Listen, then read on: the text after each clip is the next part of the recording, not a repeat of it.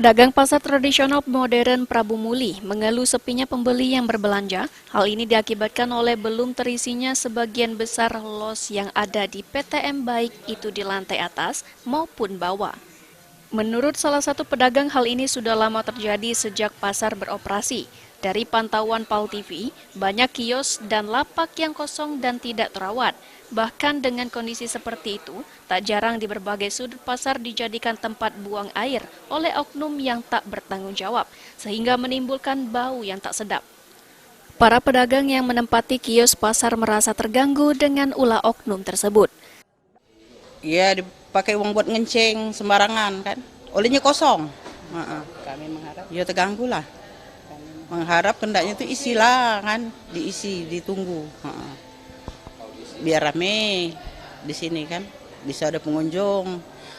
Inilah kami bayar di sini nunggunya. Tidak kata uang galak masuk. Sebagian pedagang kecil berharap kepada pihak terkait agar lapak yang kosong segera diisi pedagang-pedagang lain agar menjadi ramai dan dapat mendongkrak pendapatan. Beni Firdaus, PAL TV.